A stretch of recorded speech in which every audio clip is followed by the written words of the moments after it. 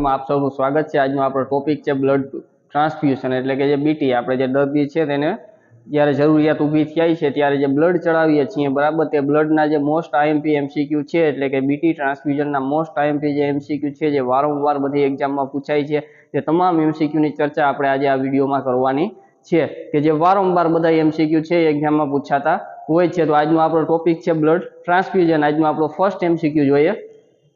Before giving blood transfusion, a nurse must note the date, time of collection and must be aware that package RBC can be storage up to એટલે રક્ત ચડાવતા પહેલા nurse સંગ્રહની તારીખ સમય નોંધવો જોઈએ આ અને ધ્યાનમાં રાખવું જોઈએ કે પેકેટ આરબીસી નો સંગ્રહ કરી શકાય એટલે કે જે ટાઈમ છે તારીખ છે બરાબર તે બધું નોંધવું જોઈએ અને ધ્યાનમાં રાખવું જોઈએ કે પેકેજ છે તેનો ઉપયોગ કરી શકાય અથવા તો સંગ્રહ કરી શકાય છે તેમ છે કે નહીં। તો તેના નીચે ઓપ્શન છે એટલે આપણે નીચેના ઓપ્શનમાંથી જણાવવાનું છે કે કેટલા દિવસ સુધી છે નર્સ છે બરાબર તે બીટીનું જે અથવા તો આરબીસી જે પેકેજ છે બ્લડનું તેનું આપણે સ્ટોરેજ કરી શકીએ છીએ। ટાઈમ તારીખને આપણે કલેક્શન ને બધું માહિતી નોંધેલ હોય છે એમાં। તો તેમાં આપણે 25 દિવસ એ ઓપ્શન છે, બી ઓપ્શન 35 દિવસ, સી ઓપ્શન 45 દિવસ અને ડી ઓપ્શન 55 દિવસ। હવે જે આ બ્લડ ટ્રાન્સફ્યુઝન છે બરાબર તેમાં જે પેકેજ છે તેને આપણે સ્ટોરેજ છે 35 થી 42 દિવસના સમયગાળા સુધી આપણે કરી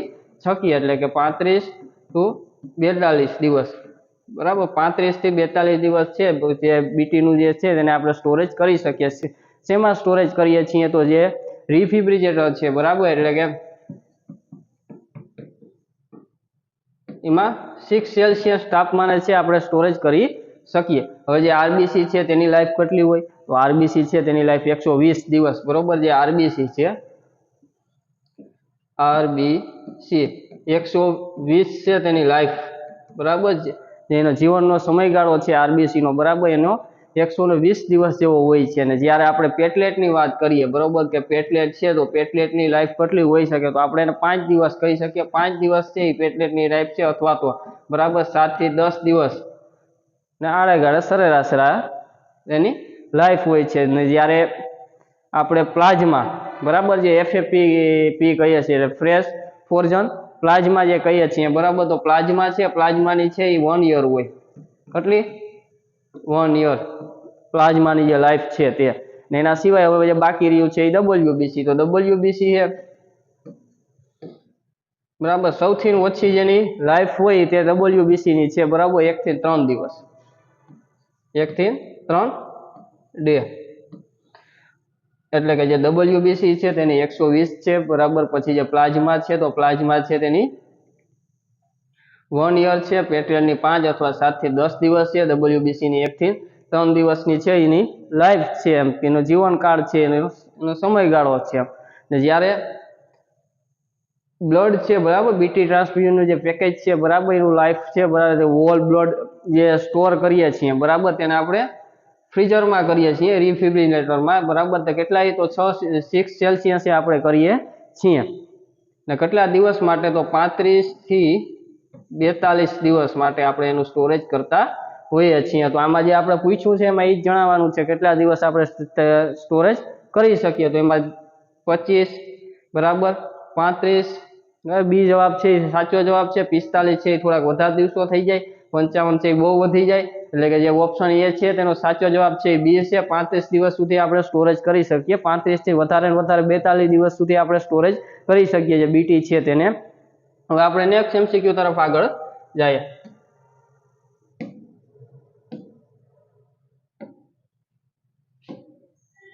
આજનો સેકન્ડ એમસીક્યુ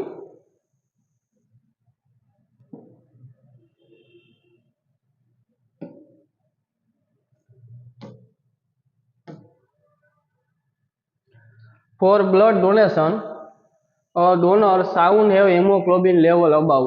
રક્તદાન માટે દાતા પાસે હિમોગ્લોબિનનું સ્તર ઉપર હોવું જોઈએ એટલે કે જ્યારે પણ લોહી ચડાવવાનું હોય અથવા તો જે લોહી છે એનું દાન કરે છે બરાબર ડોનેશન આપે છે લોહીનું દાન કરે છે તે વ્યક્તિ છે એનું કે એચબી છે હિમોગ્લોબિનનું લેવલ છે એ કેટલું હોવું જોઈએ। તો સૌથી પહેલા તો જે દાતા છે એ દાતાની એજ હોય એટલે કે 18 થી 65 વર્ષ બરાબર 18 થી 65 વર્ષ સુધી છે બરાબર બ્લડ છે એનું ડોનેશન આપણે કરી શકીએ। વધારે વધારે ઉત્તમ છે એ બરાબર 18 થી 45 એજનું કહી શકાય। પણ જે એજ છે ડોનેશન આપવા માટેની તે નિર્ધારિત કરે 18 થી 65 યર જેવી છે બરાબર. હિમોગ્લોબિન છે એ મેલ હોય અથવા તો જો કોઈ મેલ હોય હિમોગ્લોબિન છે બરાબર એ મેલ હોય એટલે કોઈ મેલ ડોનર હોય અથવા તો મેલ છે એ ડોનેશન આપતું હોય બ્લડનું અથવા તો ડોનર હોય તો તેમાં આપણે જે 12 છે બરાબર 12 જેટલું છે હિમોગ્લોબિન હોવું જોઈએ. અને જો તે ફિમેલ હોય જે ડોનર છે તે ફિમેલ હોય તો ફિમેલમાં 13 જેવું બરાબર 13 છે તે HB હોવું જોઈએ. મેલમાં 12 અને ફિમેલમાં 13 જેવું હોવું જોઈએ. વેઇટ બરાબર વેઇટ જોવામાં આવે છે 50 kg થી ઓછો ના હોવો જોઈએ. વજન છે એ 50 kg થી આપણે ઓછો ન હોવો જોઈએ. બીજું શું ધ્યાનમાં લેવામાં આવે છે કે HIV પોઝિટિવ ન હોવો જોઈએ બરાબર. HIV છે એના કંઈ લક્ષણ ન હોવા જોઈએ. HIV પોઝિટિવ ન હોવો જોઈએ ત્યારે એ બ્લડ આપી શકે. પણ તેના સિવાય કે જે ઓલ ઇન્ફેક્શન કોઈ પણ જાતનું ચેપ ના હોવો જોઈએ, ઇન્ફેક્શન ન હોવું જોઈએ બરાબર. ઇન્ફેક્શન ન હોવું જોઈએ ન હોવું જોઈએ. અને ક્યારે સુધી આપી શકે તો વચ્ચે જે ગેપ છે ને બરાબર ડોનર છે એને વચ્ચેનો ઓછામાં ઓછો 3 મંથ બરાબર 3 મંથ છે એ ગેપ હોવો જોઈએ. એટલે કે જે બ્લડ ડોનેશન છે તે આપવાવાળો વ્યક્તિ છે બરાબર જો સરેરાશ આપણે જોઈએ તો 12 છે બરાબર 12 HB છે હોવું જોઈએ. પણ જો મેલ હોય તો 12 હોવું જોઈએ, 12 થી ઓછું ન હોવું જોઈએ. ફિમેલ છે તો 13 હોવું જોઈએ બરાબર. ને જો 18 થી 65 વર્ષની ઉંમરની વચ્ચે આવવો જોઈએ. HIV પોઝિટિવ ના હોવો જોઈએ, ઇન્ફેક્શન કંઈ હોવું ન જોઈએ બરાબર. 50 kg થી ઓછો વજન ન હોવો જોઈએ. ને આગલું જે બ્લડ છે એ ડોનેશન આપેલ છે એના 3 મહિના 90 દિવસ છે બરાબર 90 દિવસ છે એ થઈ ગયેલ હોવા જોઈએ. એટલે ટોટલ 90 દિવસનો ગેપ હોવો જોઈએ. એકવાર આપણે બ્લડ ડોનેશન આપ્યું છે અથવા ડોનર તરીકે ડોનેટ કર્યું છે તો એની વચ્ચેનો જે 90 દિવસનો ગેપ હોવો જોઈએ. હવે આજનો આપણો નેક્સ્ટ MCQ છે તેમાં આમાં આપણે જે સેકન્ડ MCQ છે તેનો સાચો જવાબ છે તે હવે ખ્યાલ આવી ગયો હશે કે પછી સી આન્સર છે તે સાચો છે 12 GM પર ગ્રામ. નેક્સ્ટ MCQ તરફ આપણે આગળ જાય.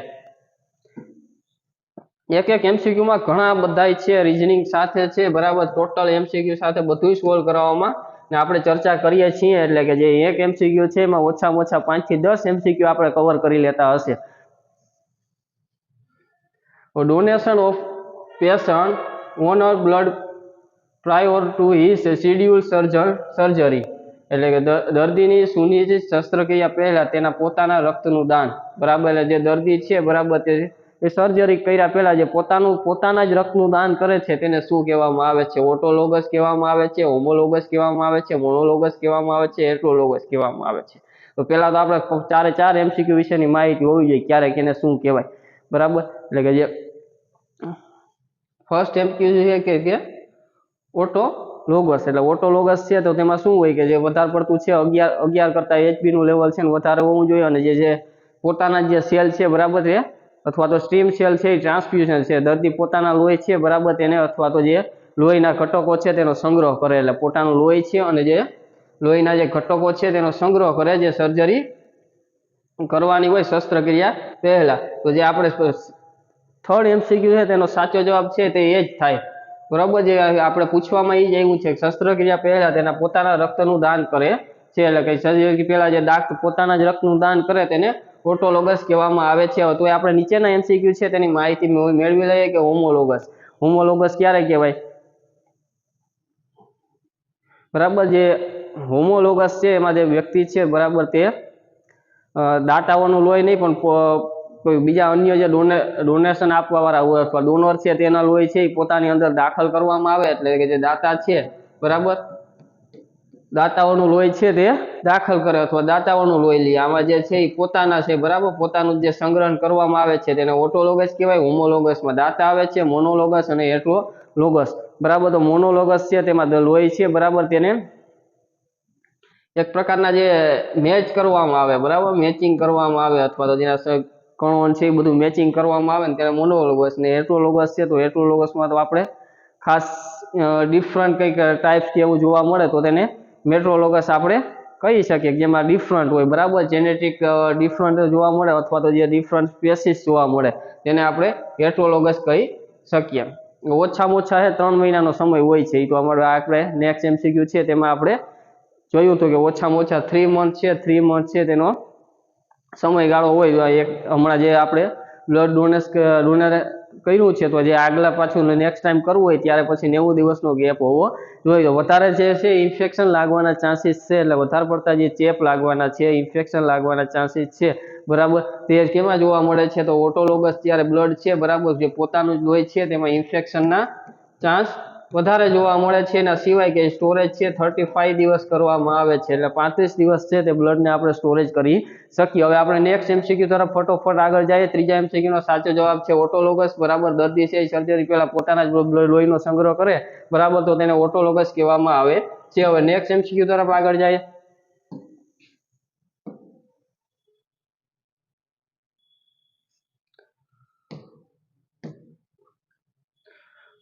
All are complication of massive blood transfusion સિવાય તમામ મોટા પ્રમાણમાં રક્ત તબદીલીમાં ગૂંચવણો છે સિવાય કે એટલે નીચેનામાંથી છે કઈ કોમ્પ્લિકેશન છે, બરાબર, જે આપણે blood transfusion massive blood transfusion કરીએ ત્યારે જોવા મળે છે.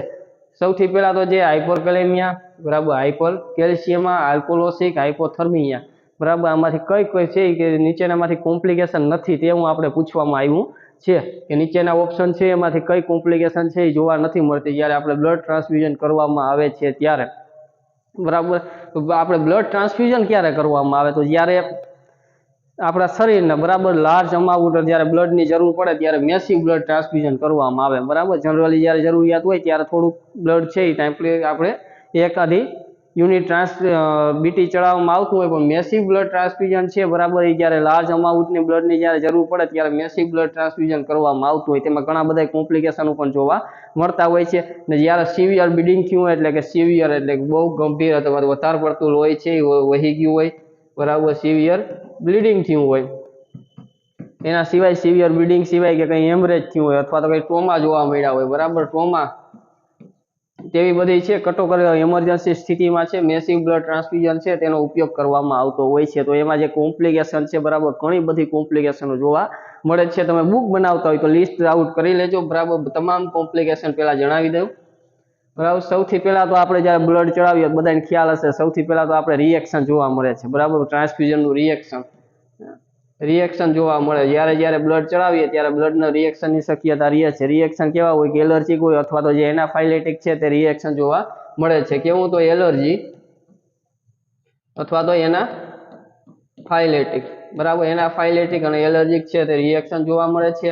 પછી સેકન્ડ બીજું આપણે કોમ્પ્લિકેશન છે એ વધારે શું જોવા મળે છે? હાઇપરકેલેમિયા, બરાબર, જે અહીંયા આપણ છે, બરાબર. જે ફર્સ્ટ એમસીક્યુ છે હાઇપરકેલેમિયા તે આપણે જોવા મળે છે. એટલે કે પોટેશિયમ છે, પોટેશિયમનું લેવલ ઊંચું થઈ જાય, બરાબર, પોટેશિયમ વધી જાય એને હાઇપરકેલેમિયા કહેવામાં આવે છે. તે કોમ્પ્લિકેશન છે મેસિવ બ્લડ ટ્રાન્સફ્યુઝનની. તેના સિવાય સર્ક્યુલેટરી ઓવરલોડ, આયરન ઓવરલોડ, બરાબર, સર્ક્યુલેટરી અથવા તો આયરન, બરાબર, ઓવરલોડ,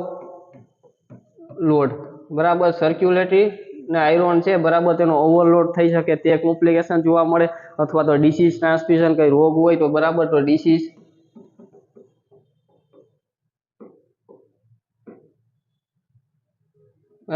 ટ્રાન્સમિશન જોવા મળે છે. તેના સિવાય છે, બરાબર, કે હાઇપોકેલ્શિયમમાં, બરાબર, હાઇપોકેલ્શિયમમાં જોવા મળે છે.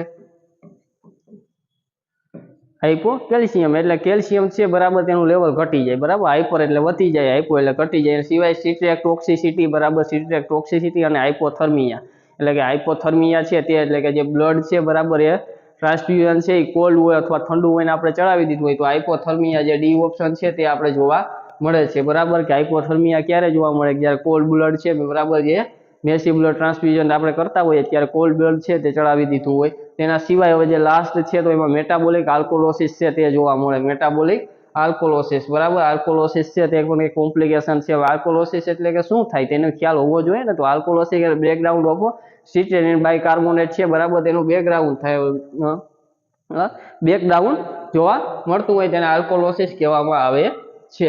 હવે આગળ બધા આપણે કોમ્પ્લિકેશનની ચર્ચા કરી છે. હાઇપરકેલેમિયા, પોટેશિયમનું લેવલ હાઈ થાય, બરાબર, હાઇપરકેલ્શિયમમાં નહીં, હાઇપર નહીં, બરાબર, હાઇપો જોવા મળે. કોમ્પ્લિકેશન છે તેમાં હાઇપો જોવા મળે એટલે કે બી ઓપ્શન છે ખોટો છે. આલ્કોલોસિસ જોવા મળે છે, સાચું છે. હાઇપોથર્મિયા છે, આ ભાઈ ઠંડી ચડાવી દીધી હોય, બરાબર, લોહીની બોટલ તો જોવા મળતું હોય અથવા તો હાઇપોથર્મિયા જોવા મળે છે. તો આપણે જે નથી તેનું પૂછ્યું હોય તો નથી તો એ તો આપણે બી ઓપ્શન છે, બરાબર, કે હાઇપરકેલેસીમિયા તો કે છે એ કોમ્પ્લિકેશન નથી, એટલે કે જે બ્લડ ટ્રાન્સફ્યુઝન છે તેની કોમ્પ્લિકેશન છે એ હાઇપરકેલ્સિયમમાં નથી પણ હાઇપોકેલ્સિમિયા છે. હવે આપણે નેક્સ્ટ એમસીક્યુ તરફ આગળ જઈએ.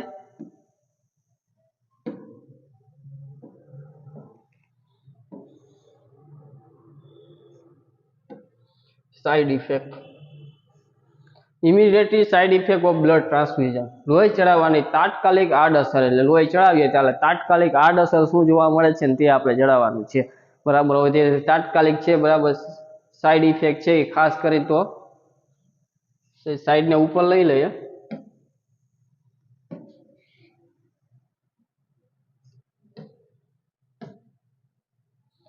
ઇમિડિયેટલી સાઇડ ઇફેક્ટ બરાબર બ્લડ ટ્રાન્સફ્યુઝન કરીએ સાઇડ ઇફેક્ટ શું જોવા મળે તો ફર્સ્ટ એમ છે ઇન્ક્રેસ યુરિન આઉટપુટ. બરાબર પેલો ઓપ્શન છે ઇન્ક્રેસ યુરિન આઉટપુટ, ડિક્રેસ યુરિન આઉટપુટ, એનાફાઇલેટિક શોક અને રિડ્યુસ સ્કિન ટ્યુનર. તો સૌથી પહેલા આપણે લિસ્ટ આઉટ કરી લઈએ બ્લડ ટ્રાન્સફ્યુઝ કરીએ ત્યારે કઈ કઈ સાઇડ ઇફેક્ટ જોવા મળે છે. તો જે ખાસ કરીને રિએક્શન જે બધા જોવા મળે છે તે બધી સાઇડ ઇફેક્ટ જોવા જ મળે છે, એટલે કે હેમોલાઇટિક રિએક્શન. બરાબર જે હેમોલાઇટિક રિએક્શન છે તે જોવા મળે છે. એટલે ફર્સ્ટ જોઈએ તો એ હેમોલાઇટિક રિએક્શન. બરાબર હેમોલાઇટિક રિએક્શન જોવે. હેમોલાઇટિક રિએક્શનમાં તો હાઇપર સેન્સિટિવિટી બરાબર જોવા મળતી હોય, એટલે કે રિએક્શન જોવા મળે છે. બરાબર જે કેના લીધે તો RH ઇનકમ્પ્લીટ હોય. બરાબર જે RH છે બરાબર ઇનકમ્પ્લીટ લીધે જે જોવા મળે છે તે. તો એમાં આપણે કેવા લક્ષણો રિએક્શન થયું હોય તો શું જોવા મળે તો જો ફીવર, એક તો તાવ એટલે ફીવર જોવા મળે. બરાબર નોઝિયા જોવા મળે.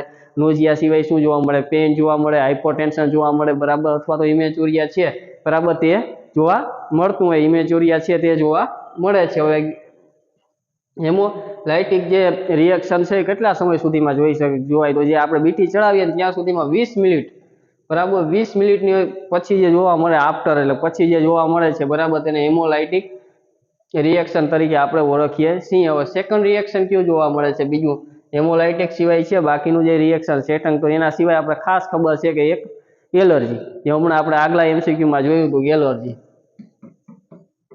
બરાબર એલર્જીક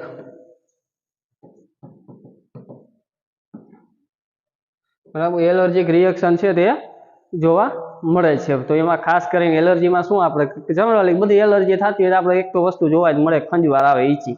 એના સિવાય કે શ્વાસની કંઈ બરાબર અસર જોવા મળે, એટલે કે શ્વાસ છે તેમાં આપણે લેવામાં મુશ્કેલી, એટલે અવાજમાં ચેન્જીસ જોવા મળે. બરાબર એટલે વિઝનિંગ જોવા મળે. બરાબર શ્વાસની તકલીફ છે તે જોવા મળે. એના સિવાય શું બરાબર એલર્જીમાં છે આપણે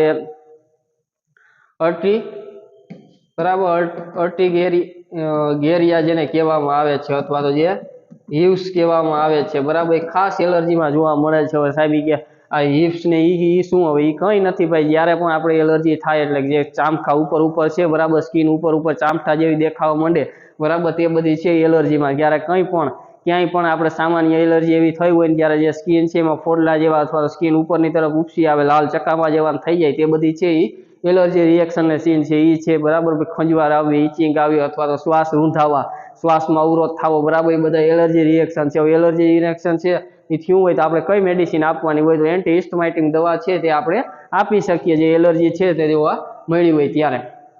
હવે એલર્જી જોઈ લીધી છે, હેમોલાઇટિક રિએક્શન જોઈ લીધું છે. હવે જે થર્ડ રિએક્શન છે બરાબર ત્રીજું રિએક્શન છે કેવું જોવા મળે છે બરાબર તો એમાં જે ફેબ્રિક નોન હેમોલાઇટિક રિએક્શન છે તે જોવા મળતા હોય, એટલે મોસ્ટ કોમન જે જોવા મળે છે બરાબર તે ફેબ્રિક નોન હેમોલાઇટિક રિએક્શન છે એ મોસ્ટ કોમન જોવા મળતા મળે છે. તેમાં શું થાય કે તાપમાન છે ને શરીરનું તાપમાન છે ને એ ઊંચું જાય. બરાબર ટેમ્પરેચર છે એ વધી જાય, શરીરનું જે તાપમાન છે એ ઇન્ક્રેસ જોવા મળે છે, એટલે ફીવર જોવા મળે છે. બરાબર ને એના સિવાય કે તો આમાં સૌથી પહેલા આપણે શું કરવાનું, સૌથી પહેલા તો છે આપણે ગમે ત્યારે બીટી ચડાવતા હોય કંઈ પણ રિએક્શન જોવા મળે તો પહેલા તો બીટી છે ને સ્ટોપ, એટલે સ્ટોપ ઇન્ફ્યુઝન કરી દેવાનું. ને જ્યારે તાપમાન વધતું હોય તાપ આપણે ફીવર કે હોય તો ત્યારે આપણે એન્ટીપાયરેટિક મેડિસિન આપીએ છીએ. તો એન્ટીપાયરેટિક છે બરાબર મેડિસિન છે તે આપી દેવી જોઈએ. એટલે કે જે ત્રીજું આપણે ફાઇબ્રિક નોન હેમોલાઇટિક રિએક્શન જોયું છે બરાબર તેમાં એન્ટીપાયરેટિક મેડિસિન અપાય, તાપમાન છે એમાં ઉપર નીચે ઘટાડો ને એવું જોવા મળે છે. હવે જે ચોથું રિએક્શન આપણે જોઈએ સાઇડ ઇફેક્ટ જોઈએ તો એનાફાઇલેટિક રિએક્શન, જે આપણે આગલા વિડીયોમાં જોયું હતું બરાબર કે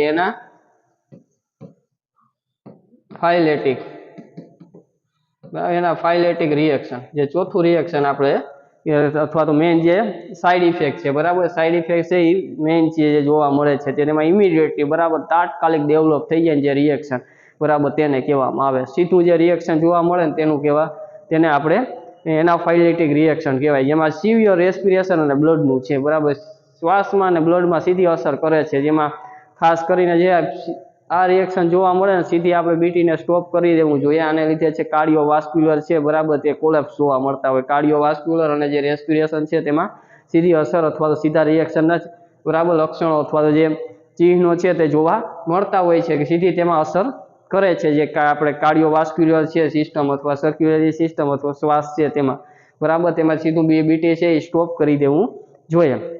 20 મિનિટ પછી જે રિએક્શન જોવા મળે છે, બરાબર, ખાસ કરીને, બરાબર, તો હેમોલાઇટિક જે રિએક્શન છે એ 20 મિનિટ આફ્ટર જોવા મળે છે, બરાબર. ડાયરેક્ટ જે બધા રિએક્શનો બીજા બધા રિએક્શનો છે તે પણ બીટી ચડાવ્યા પછી બરાબર જોવામાં મળતા હોય છે, જેમાં બરાબર નોન હેમોલાઇટિક રિએક્શન છે, એલર્જી રિએક્શન છે, ઇચિંગ, ખંજવારને આપણે બ્લડ ચડાવીએ જે જોવા મળે, બરાબર, ઇચિંગ ને ખંજવાર, તો એને એલર્જી રિએક્શન કહેવામાં આવે છે. પાંચમો immunity side effect blood transfusion, બરાબર. ઇમ્યુનિટી સાઇડ ઇફેક્ટ કઈ છે બ્લડ ટ્રાન્સફ્યુઝન? તો અત્યારે આપણે બધી ચર્ચા કરી લીધી છે, બરાબર, કે ઇમ્યુનિટી તાત્કાલિક જે બધા રિએક્શન છે એ ક્યાં જોવા મળે છે. તો ઇન્ક્રેસ યુરિન આઉટપુટ છે એવું તો નથી, બરાબર, ડિક્રેસ આઉટપુટ નો આવે, રિડ્યુસ ક્યુલ ટ્યુમર એ પણ નો આવે, એટલે એનાફાઇલિક શોક છે, બરાબર, તે એક સાઇડ ઇફેક્ટ છે બ્લડ ટ્રાન્સફ્યુઝનની ઇમ્યુનિટી. એટલે કે પાંચમો આપણો એમસીક્યુ છે તેનો સાચો જવાબ છે તે સી ઓપ્શન થાય છે. હવે આગળના નેક્સ્ટ એમસીક્યુ તરફ ફટોફટ આગળ જઈએ આપણે.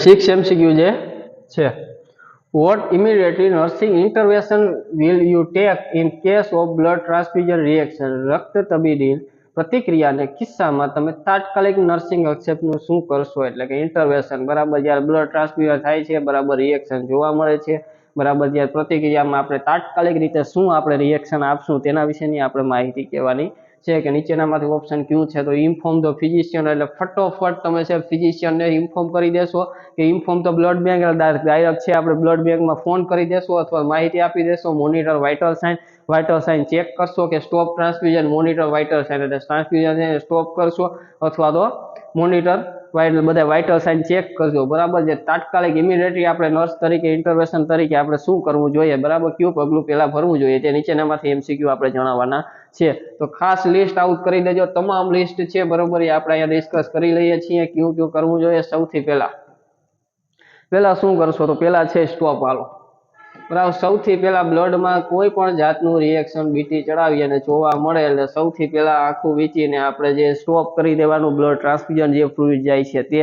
સેકન્ડ શું કરશું? ફર્સ્ટ તો સ્ટોપ કર્યું, સેકન્ડ શું કરશું? તો સેકન્ડ છે, બરાબર, ઇન્ફોર્મ કરી દેશું, બરાબર, ઇન્ફોર્મ કરશું. કેને કરશું? તો ફિઝિશિયનને.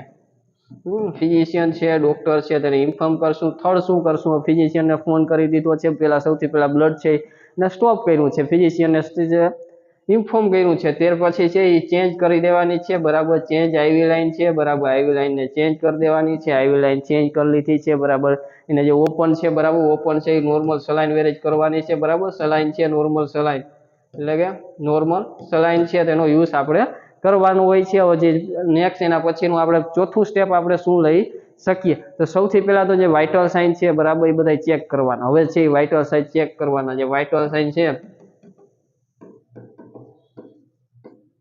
બધા વાઇટલ સાઇન છે એ બધા ચેક કરવાના છે, બરાબર. કઈ ચિહ્નો જોવા મળે, સાઇન જોવા મળે છે તો એને નોંધ કરવાની છે, બરાબર. એ સાઇન બધા ચેક કરવાના છે ને એવરી 5-5 મિનિટે, શરૂઆતમાં 5-5 મિનિટે છે, બરાબર, વાઇટલ સાઇન છે એ ચેક કરતું રહેવાનું, બરાબર. 5-5 મિનિટે વાઇટલ સાઇન, એટલે વાઇટલ સાઇન ચેક કરી લીધા છે. તો હવે પછી આપણે નેક્સ્ટ શું કરી શકીએ, બરાબર? તો એમરજન્સી ટ્રીટમેન્ટ, બરાબર, જે બને તેટલું એમરજન્સી છે એ સારવાર આપી દેવાની છે, બરાબર. એમરજન્સી છે ટ્રીટમેન્ટ આપી દેવાની. કઈ ટ્રીટમેન્ટ? કે જે ડોક્ટરે પ્રિસ્ક્રાઇબ કર્યું હોય, બરાબર, સંચાલન અથવા જે ડોક્ટરે કીધી એ તાત્કાલિક સારવાર આપી દેવાની છે, બરાબર. ભાઈ છઠ્ઠામાં છે, બરાબર, લેબોરેટરી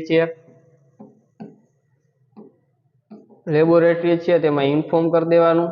સેમ્પલ વેમ્પલ લઈ જાય, બરાબર, લેબોરેટરીમાં ઇન્ફોર્મ કરી દેવાનું, એટલે કે એના માહિતી આપવાની કે તમે એક વેરીફાઈ થઈ જાય છે, એટલે ક્રોસ મેચિંગ છે અથવા તો કંઈ પણ, બરાબર, ગ્રુપિંગની કંઈ સ્ટડી છે તે બધું છે એ લેબોરેટરીમાં થાય, બરાબર. જે લેબોરેટરી છે તેમાં એ બધી સ્ટડી થતી હોય બ્લડની, એટલે કે લેબોરેટરીમાં આપણે ઇન્ફોર્મ કરી દઈએ તો જે ગ્રુપ મેચિંગ છે અથવા તો કંઈ પણ એવી લેબોરેટરીને લગતું છે, બરાબર, જે પણ સ્ટડી કરવાની હોય તે થઈ જાય. પછી તો સાતમું સ્ટેપ શું કરશું? સાતમામાં શું કરાય? જે બોટલ આવી હતી, બોટલને બ્લડ બેગ છે ત્યાં રિટર્ન મોકલી દેવાની, બરાબર. બીટી છે એને રિટર્ન કરી દેવાનું. ક્યાં? કે જે બેગ છે બ્લડ બેગ, બરાબર, બ્લડ બેગ છે ત્યાં બીટી છે એને રિટર્ન કરી દેવાનું. બ્લડ બેગ છે અહીંયા બીટી રિટર્ન કરી દેવાનું. કઈ રીતે? બધા જો લેબલોમાં રહેવા દેવાના, બરાબર. લેબલ છે, પછી જે બીટી છે, બરાબર, પછી જે બધા કાગળિયા અથવા તો જે બધી ટ્યુબિંગ છે, બરાબર, ટ્યુબિંગ, બરાબર, જે કંઈ છે તે બધી તમામ માહિતી સાથે છે અને બ્લડ છે તેને પાછું રિટર્ન કરી દેવું જોઈએ. એટલે કે જે બ્લડ છે તે આપણે ચડાવીએ અથવા તો જે રિએક્શન જોવા મળતું હોય તો ઇમિડિયેટલી શું કરવું જોઈએ? બરાબર, ઇન્ટરવેન્શન શું છે? સૌથી પહેલું સ્ટોપ બીટી છે એને સ્ટોપ કરી દો. બીજું તો ફિઝિશિયનને બરાબર ઇન્ફોર્મ કરી દો. ત્રીજું તો છે બરાબર આઈવી લાઇનને ચેન્જ કરી દો, બરાબર. ચોથું તો તે જે મોનિટર છે અથવા તો જે વાઇટલ સાઇન છે તેને આપણે ચેક કરવા જોઈએ. સાઇન જોવા મળે તો એને આપણે જોવા જોઈએ શું શું છે, ઇચિંગ છે, કયું રિએક્શન છે તે બધું ચેક કરવું જોઈએ. વાઇટલ સાઇન છે દર 5 મિનિટે જોતું રહેવું જોઈએ. એમરજન્સીમાં ટ્રીટમેન્ટમાં જે ડૉક્ટરે આપણે લખાણ કરી દીધું હોય, પ્રિસ્ક્રાઇબ કરી દીધું હોય તેની સારવાર બધી તાત્કાલિક ચાલુ કરવી જોઈએ. લેબોરેટરી છે તેમાં ઇન્ફોર્મ કરી દેવું જોઈએ, બરાબર. પછી લેબોરેટરી છે તેમાં જે ક્રોસ મેચિંગ છે, ગ્રુપિંગ છે, બરાબર, તેની જે સ્ટડી છે તે બધી રિપોર્ટ ને બધું આવે એટલે ખ્યાલ આવે કે શાના કારણે રિએક્શન છે તે જાણવા માટે મદદરૂપ થાય છે. એના સિવાય બરાબર જે પેસિમેક છે, યુરિન પેસિમેક છે તેનું પણ લેબોરેટરી છે તેમાં આપણે મોકલી શકીએ છીએ. એના સિવાય કે જે બ્લડ બેગમાંથી જે બેગ આવી છે તે બેગને ટ્યુબિંગ સાથે અથવા તો જે પણ બરાબર લેબલ મારેલા હોય તે તમામ સાથે બરાબર જે બ્લડ બેગ છે તેમાં તે રિટર્ન કરી દેવી જોઈએ. તેના લીધે ખ્યાલ પડે કે કયા સંજોગોમાં છે રિએક્શન જોવા મળ્યું. એ તમામ માહિતી છે તે બધી સ્ટેપ વાઇઝ થવી જોઈએ. હવે જે પણ એમસીક્યુ પૂછે એક્ઝામમાં ગમે ત્યારે એમસીક્યુ પૂછાય, બરોબર, કે પહેલા નીચેનામાં એમસીક્યુ શું કરવું જોઈએ? તો જો કે એમાં આપ્યું હોય કે સ્ટોપ ટ્રાન્સફ્યુઝન, તો એ પહેલા એ કરી દેવાના. આમાં સ્ટોપ ટ્રાન્સફ્યુઝન છે તે આપણે એમસીક્યુ છે આપ્યો ન હોય, બરાબર, તો આપણે કયો જવાબ આવે? ઇમિડિયેટલી શું કરવું જોઈએ? તો સેકન્ડ કે ભાઈ ઇન્ફોર્મ ફિઝિશિયન, બ્લડ ટ્રાન્સફ્યુઝન. પેલું તો પગલું જે ખાસ કરવાનું છે એ તો છે નહીં, તો ભાઈ સેકન્ડ આવે આન્સર, બરાબર. બ્લડ ટ્રાન્સફ્યુઝન ન હોય ને ફિઝિશિયન ન હોય ને બરાબર પૂછે કે હવે નીચેનામાંથી કયું ફર્સ્ટ આપણે ઇમિડિયેટલી કરવું જોઈએ, બરાબર, તો ભાઈ આઈવી લાઇન છે, ટ્યુબિંગ છે એ ચેન્જ કરવાની છે તે કરવું જોઈએ. પણ આપણો જે છઠ્ઠો એમસીક્યુ છે તેમાં સાચો જવાબ છે તે ડી ઓપ્શન છે, બરાબર, સ્ટોપ ટ્રાન્સફ્યુઝન. જો મોનિટર વાઇટલ સાઇન છે એ તો આપણે પછી પણ આપણે જોઈ શકીએ, પણ બ્લડ ટ્રાન્સફ્યુઝન છે એ ફર્સ્ટ જોવું જોઈએ, ફર્સ્ટ છે સ્ટોપ કરવું જોઈએ, બરાબર. સ્ટોપ છે ભાઈ ટ્રાન્સફ્યુઝન છે એ પહેલા કરવું જોઈએ. એટલે તે છે એ સાચો જવાબ છે કે ઇમિડિયેટલી છે તે એક્શન લેવું જોઈએ. હવે નેક્સ્ટ એમસીક્યુ આપણે આગળના એમસીક્યુ તરફ આપણે આગળ વધીએ. મોસ્ટ ઇમ્પોર્ટન્ટ છે ને નર્સિંગ ઇન્ટરવેન્શન છે, શું કરવું એ મોસ્ટ ઇમ્પોર્ટન્ટ છે. વારંવાર એક્ઝામમાં છે આમાંથી એક ને એક એમસીક્યુ બધી એક્ઝામમાં પૂછાતા જ હોય છે. બ્લડ ટ્રાન્સફ્યુઝનમાં ખાસ છે વધારે પડતો એમસીક્યુ જોવા મળે છે, નર્સિંગ ઇન્ટરવેન્શનમાંથી જોવા મળે છે. સૌથી પહેલા શું કરવું જોઈએ? બરાબર, બ્લડ છે એને સ્ટોપ કરે અથવા સ્ટોપ બ્લડ ટ્રાન્સફ્યુઝન કરવું જોઈએ, ફિઝિશિયનને ઇન્ફોર્મ કરવા જોઈએ. એવા જે કન્ફ્યુઝ થાય વારંવાર છે એમસીક્યુ એક્ઝામમાં પૂછાતા જ હોય છે. એટલે આજે આપણે એ તમામ બાબતો જોઈ લીધી છે. જ્યારે પૂછાય ત્યારે જે પહેલા કરવાનું છે એ લખી નાખવાનું, બરાબર. જે ઉપલો ઓપીએમસી એમસીક્યુ હોય એ પ્રમાણે આપણે નક્કી કરી વ્યવસ્થિત રીતે કન્ફ્યુઝ થયા વગર બરાબર દર્શાવી દેવા. We are blood transfusion give, શા માટે લોહી ચડાવવામાં આવે છે? લોહી છે એ શા માટે ચડાવવામાં આવે? તો સૌથી પહેલા ઓનલી તો increase the amount of blood, એટલે કે ખાલી છે માત્ર લોહીનું પ્રમાણ વધારવા માટે લોહી ચડાવવામાં આવે છે. અથવા તો ઓનલી તો increase blood ability to carrying O2, એટલે માત્ર O2 નું વહન કરવાની રક્તની જે ક્ષમતા છે બરાબર તેને વધારવા માટે, રક્તની ક્ષમતા વધારવા માટે ચડાવવામાં, માત્ર રક્તનું જોખમ ઘટાડવા માટે, બરાબર. એટલે કે જે અથવા only decrease the risk of bleeding, એટલે બ્લીડિંગ છે એને જે રક્તનો જે સ્ત્રાવ છે એનું જોખમ ઘટાડવા માટે. આમાંથી આપણે શેના માટે આપણે લોહી ચડાવીએ? બ્લડ શેના માટે ચડાવીએ? હવે ખાસ જોઈએ તો જે બી ઓપ્શન છે, બરાબર, જે બ્લડ છે અથવા તો જે રક્તની ક્ષમતા વધારવા માટે આપણે ચડાવીએ. હા ભાઈ, રક્તની ક્ષમતા વધારવા માટે ચડાવીએ અને ડિક્રીઝ રિસ્ક ઓફ બ્લીડિંગ, બરાબર. એટલે બ્લીડિંગ છે એ વહી જતું હોય, રક્તસ્રાવ થઈ જતો હોય, એનું રિસ્ક છે એ ડિક્રીઝ કરવા માટે, બરાબર. બે સાચા છે, બરાબર. અમાઉન્ટ એટલે આપણે લોહી ચડાવીએ તો લોહીનું પ્રમાણ વધવાનું છે ને વધારવાનું જ છે, બરાબર. ઘટતું એટલે આપણે ઇન્ક્રીઝ અમાઉન્ટ બ્લડ કરવા માટે છે, બરાબર, લોહી ચડાવીએ છીએ. સાતમું એમસીક્યુ છે એમાં 3 બાબત સાચી છે, એટલે ડી જવાબ છે એ સાચો છે. કયો? કે ડી જવાબ છે એ સાચો છે. નેક્સ્ટ એમસીક્યુ જોઈ લઈએ આગળ.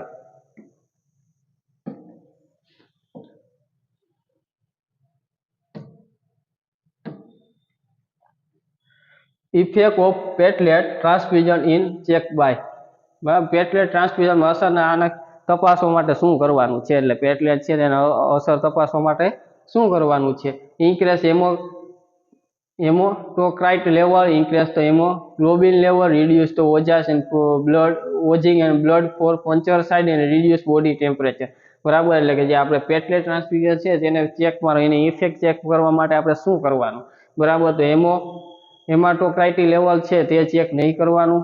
ઇન્ક્રેસ હિમોગ્લોબિન લેવલ છે, બરાબર, તો એની કંઈ જરૂર છે નહીં, બરાબર. રિડ્યુસ બોડી ટેમ્પરેચર એની કંઈ છે નહીં, પણ શું કરવાનું કે reduce oozing blood for puncture site, એટલે કે જ્યાં આપણે પંચર કર્યું છે અથવા તો જે પણ સાઇડ પરથી લોહી સ્રાવ છે એનું ઘટાડું જોવા મળે છે અથવા પંચર સાઇડ છે, બરાબર, તે આપણે ચેક કરીએ એટલે આપણે પેટલેટની માહિતી મળી જાય. એટલે સાચો જવાબ છે તે સી જવાબ છે. નેક્સ્ટ એમસીક્યુ તરફ આપણે આગળ જઈએ મિત્રો.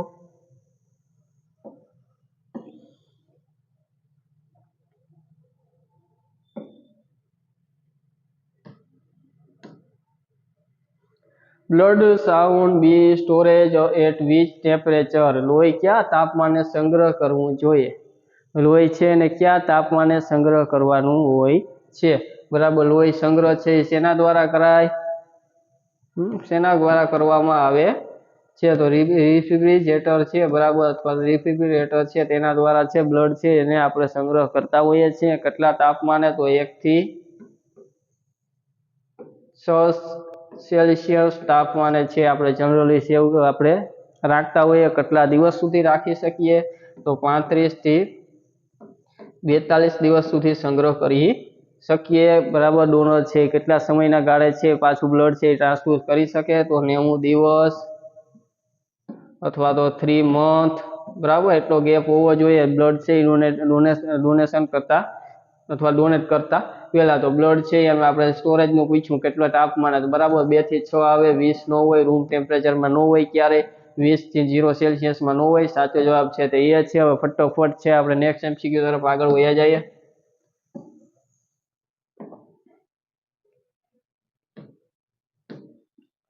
How often can be donor give blood, દાતા કેટલી વાર રક્ત આપી શકે, દાતા છે એ કેટલી વાર રક્ત આપી શકે, એટ એની ટાઈમ કોઈ પણ સમયે આપી શકે, every 2 month, every 3 month, every 6 month, every 3 month. સાચો જવાબ છે તે સી છે, બરાબર. 3 મહિને 90 દિવસે આપી શકે. હમણાં આગલા એમસીક્યુમાં આપણે માહિતી મેળવેલ છે. નેક્સ્ટ એમસીક્યુ જોઈ લઈએ.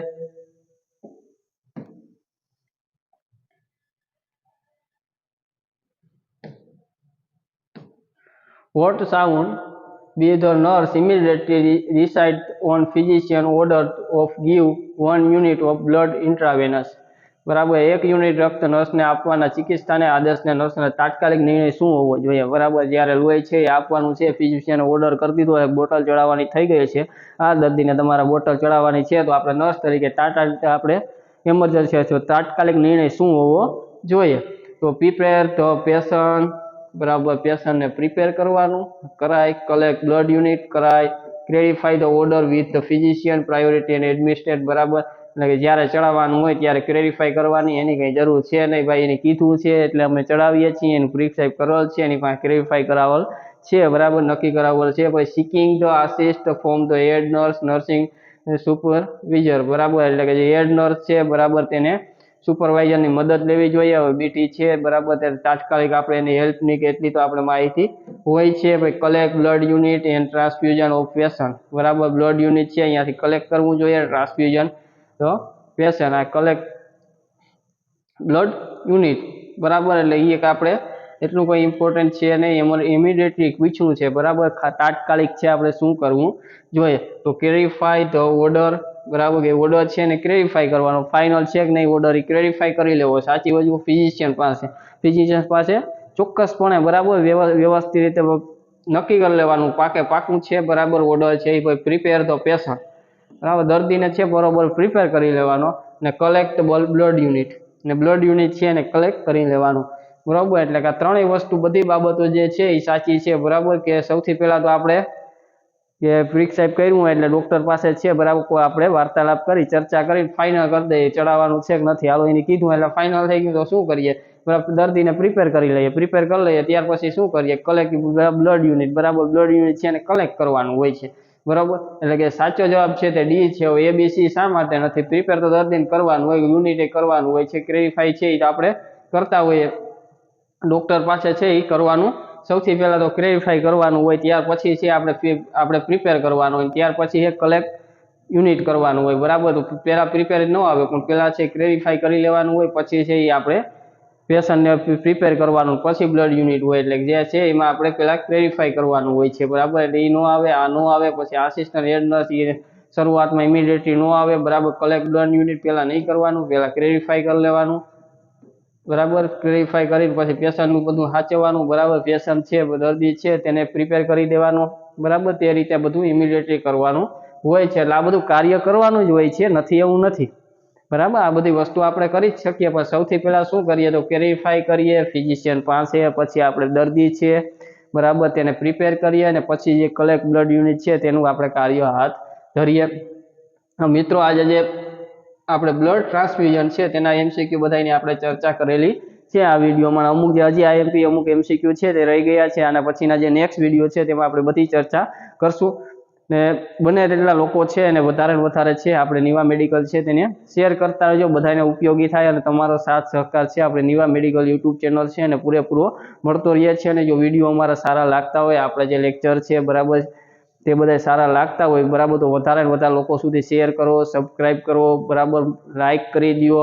ને બહુ ઉત્તમ ગમતા હોય તો બરાબર એક નાનકડી કોમેન્ટ કરી દેજો. બરાબર, જેથી અમને પણ બરાબર તમારો સાથ અને સહકાર અને તમારી જે આશ્વાસન છે મળતું રહે, અને અમે પણ આનાથી ને પણ સારામાં સારું મટીરિયલ લાવી અને તમારા સુધી પહોંચાડી શકીએ. બરાબર, આપ સૌનો ખૂબ ખૂબ આભાર. બરાબર, જેટલો આભાર વ્યક્ત કરીએ એટલો ઓછો હોય. તમારે ક્યારેક કરતું રહેવું અમારો આભાર વ્યક્ત. બરાબર, આજે આપણે અહીં સુધી રાખશું. હવે જય જય ગરવી.